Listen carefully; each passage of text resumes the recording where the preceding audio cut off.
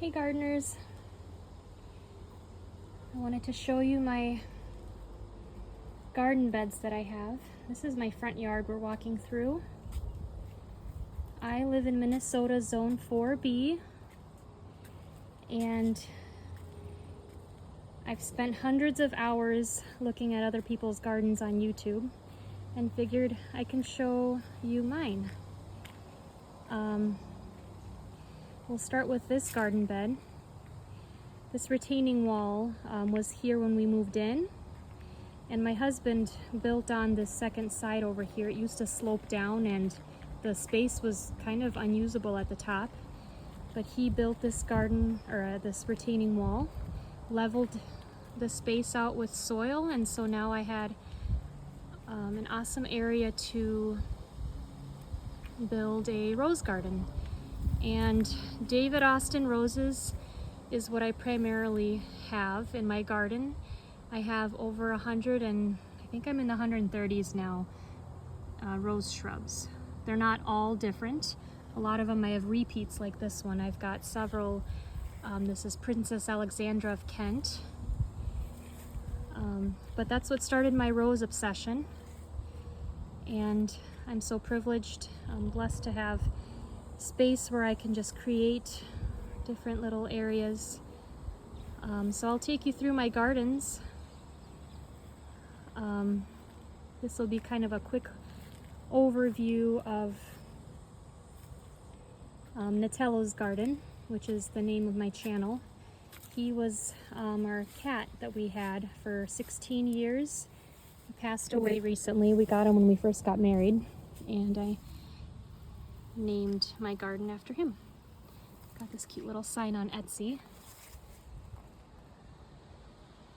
And this is my area that my husband built for me. This is plant therapy for me. I don't need anything else, just plants and a cup of coffee. So I come out here in the mornings when I have off from work, sit in these chairs and read my Bible and drink my coffee and enjoy the beauty all around me. This is the gardens left and right. I've got irrigation set up to the different areas. They are almost all connected to irrigation, but because I keep changing things up and moving plants around, there are some that I have to hand water for now.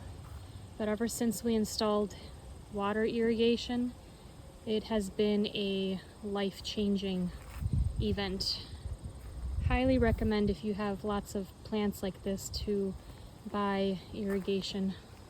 We used to water, both my husband and I used to water our gardens. It took us over 2 hours together to water everything, and now it just takes, I think we set it up for 20 minutes per garden bed, and I walk away instead of standing there and watering, so it's been amazing. So these are primarily David Austin roses. Here's Boscabel. I planted most of these last year, but a couple of them are new plants. Roald Dahl is a new plant. It is one of my favorites, both in vigor and floriferous, and the color. This is definitely my new favorite color, is this peachy apricot color. That's a baby Princess Alexandra of Kent. She already produced a little tiny bud, which is crazy. So some plants do very well, other plants are very slow. After our last winter here in Minnesota, this was one of our slow growers after the winter damage. That is Leonardo da Vinci, and it's a beautiful rose shape, beautiful rose. So I'm trying to be patient with it instead of just pulling it out, giving it some time to redeem himself. And then there's roses like this in my garden. Earth Angel, one of my favorites.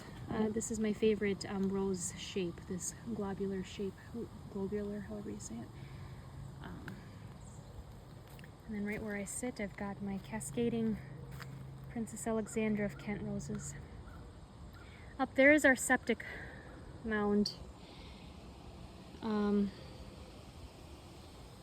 They used a lot of weed seed mixed in with their soil that they used to build up this mountain. And this year we saw the effects of it. It was overtaken by ragweed just completely. Some wildflowers were coming through, but it's grasses and ragweed. Very discouraging. So my husband had to mow everything down on this side, and we're probably going to have to do the same on this right side. Still coming up with a plan here. But I used to sit up there and enjoy just a beautiful mountain of wildflowers. But yeah. I've got shrubs planted up here. They're peony shrubs. Some are potted plants that I've bought this year, so these two.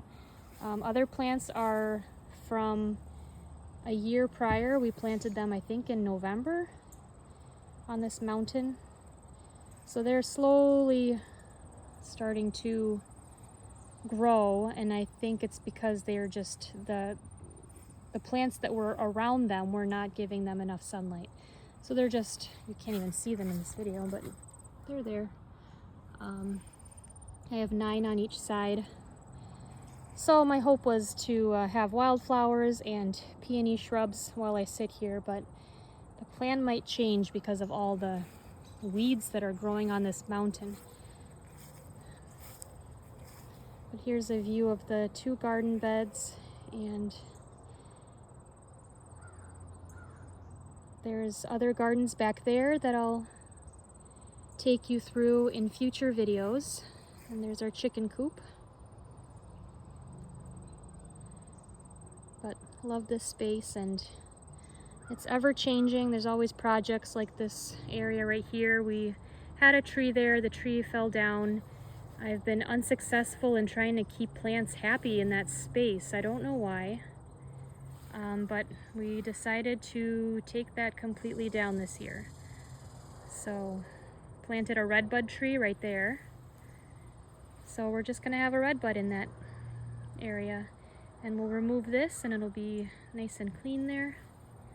So that's our work in progress. There's always some change that needs to be done with plants, as you know. And my one little area of edibles that I grow, strawberries and tomatoes. But I've got roses planted there as well, newly planted roses.